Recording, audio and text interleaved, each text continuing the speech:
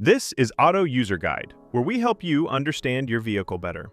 Today, we are covering all information related to major engine services for the Honda Pilot 2009 to 2015 models. Service intervals. Engine oil needs to be changed every 7,500 to 10,000 miles, which comes out to around 12,000 to 16,000 kilometers. If you drive in tough conditions or put a lot of load on your engine, sticking to the lower end of that range is the better call. Engine coolant has a much longer life. The first replacement comes at around 120,000 miles. After that, it needs to be swapped out every 30,000 miles going forward. It keeps your engine temperature in check, so keeping it fresh is something you don't want to skip. Brake fluid should be replaced every 3 years, or somewhere between 30,000 and 45,000 miles, whichever one comes first. Over time, it absorbs moisture, and that slowly reduces how well your brakes respond. Engine oil. Engine oil capacity. Alright, so when it comes to engine oil capacity, the amount your car needs depends on the size of its engine. Not every engine drinks the same. If your car runs a 2.0-liter engine, the total oil capacity, including the filter, is 4.2 US quarts, which comes out to about 4.0 liters. That's your number every time you do an oil change. Now, if your car has a bigger 3.5-liter V6 engine, it's going to need a little more. The capacity there, again including the filter, goes up to 4.5 US quarts, or roughly 4.2 liters. Recommended engine oil. Now let's talk about which engine oil you should be using. The recommendation is to go with a genuine engine oil, or any good quality commercial engine oil, if it matches the right type and viscosity for the temperature in your area. That last part matters more than people realize. The oil that works well in a cold climate isn't always the best choice for somewhere hot, so always check the viscosity chart and pick accordingly.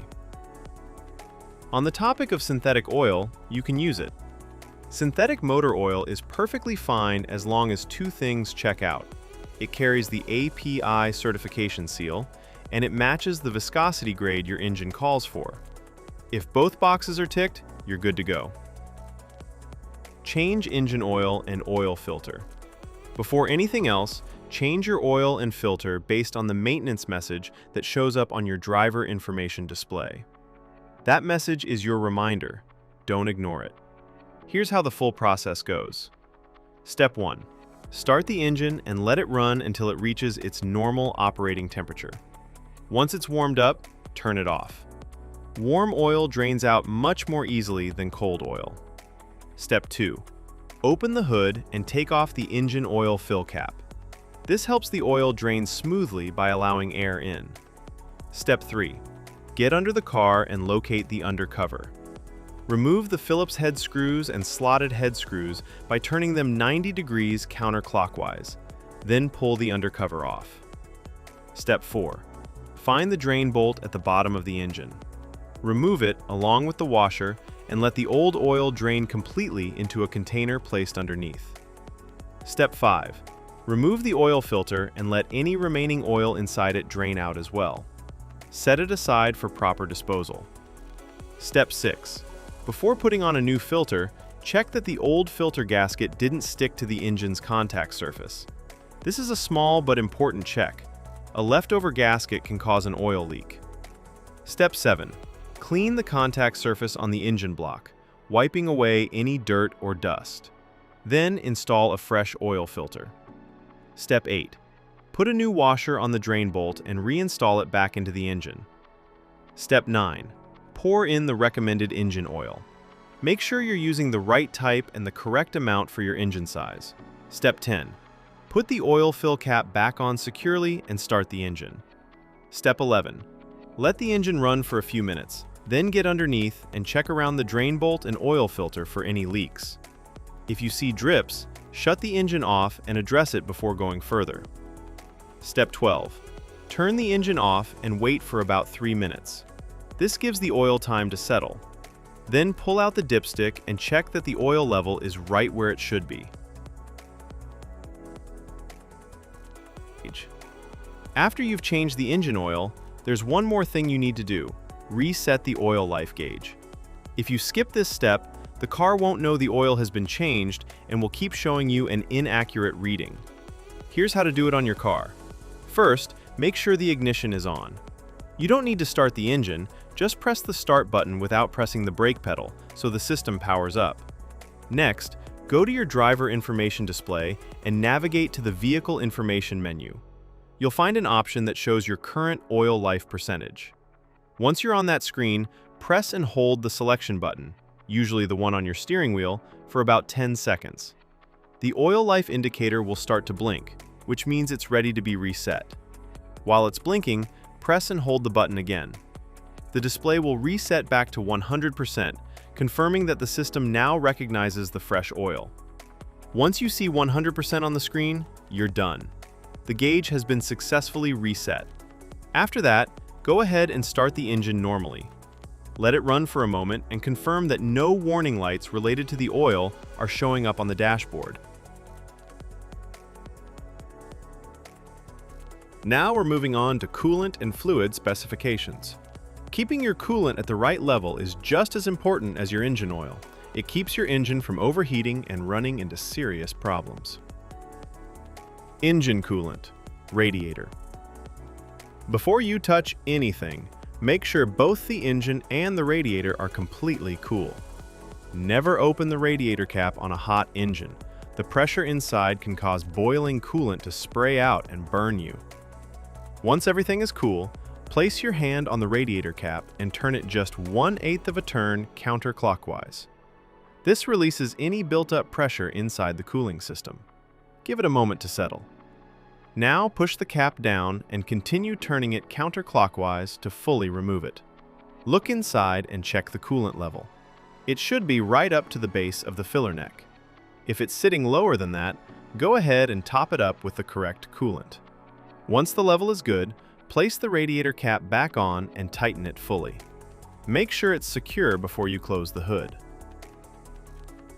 Engine coolant, reserve tank. Again, before checking anything, make sure the engine and radiator have cooled down completely. Now locate the reserve tank. It's a small, translucent container usually sitting near the radiator. Look at the side of the tank and check where the coolant level sits. If it's below the minimum mark, add the specified coolant slowly until it reaches the maximum mark. Don't go above it. Once the level is good, take a moment to inspect the cooling system for any leaks. Look around the hoses, the radiator, and the reserve tank itself. If you notice any drips or wet spots, that's something that needs attention before you drive the car. Now, let's talk about replacement of brake fluid. Checking your brake fluid is straightforward. On the side of the brake fluid reserve tank, you'll notice two markings, a minimum and a maximum line. Your fluid level should always be sitting somewhere between those two marks. If the level is at or near the minimum mark, you need to top it up. Don't let it drop below that line. Low brake fluid can affect how your brakes respond, and that's not something you want to find out about while you're driving. At the same time, don't overfill it past the maximum mark either. Just keep it in between and you're in good shape. One thing worth mentioning for those driving a manual transmission model, your brake fluid reserve tank also takes care of the clutch fluid.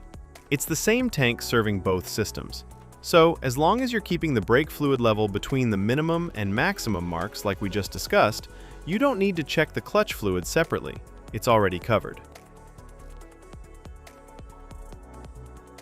Tire rotation schedule. Tire rotation is one of those maintenance steps that people often overlook, but it makes a real difference in how long your tires last. Generally, you should be rotating your tires every 5,000 to 10,000 kilometers. If your vehicle manufacturer recommends a different interval, go with that instead. Tires without rotation marks. The diagram on screen shows the rotation pattern for tires without rotation marks. These are also called non-directional tires. Because they don't have a fixed direction of rotation, you have more flexibility in how you rotate them. In this pattern, the front left tire moves straight back to the rear left position, and the front right tire moves straight back to the rear right position. Then, at the next rotation interval, the rear tires cross over, the rear left moves to the front right, and the rear right moves to the front left. This cross-rotation method spreads the wear more evenly across all 4 tires, which helps them last longer overall. Tires with rotation marks. The diagram on screen now shows the pattern for tires with rotation marks, commonly known as directional tires. You'll notice an arrow on the sidewall of these tires, and that arrow tells you which direction the tire is meant to spin. It only works one way. Because of that, you can't cross these tires from one side of the vehicle to the other. The rotation here is simpler. Tires just swap between front and rear on the same side. The front left goes to the rear left comes up to the front left, and the exact same thing happens on the right side. It's a straightforward swap, just without the crossing over that you do with non-directional tires. Now let's talk about the fuel tank capacity. Your fuel tank holds a total of 19.2 US gallons, which is equal to 72.7 liters. Thanks for watching this video. I really hope it helped you understand things a little better. If you found it useful, give it a like.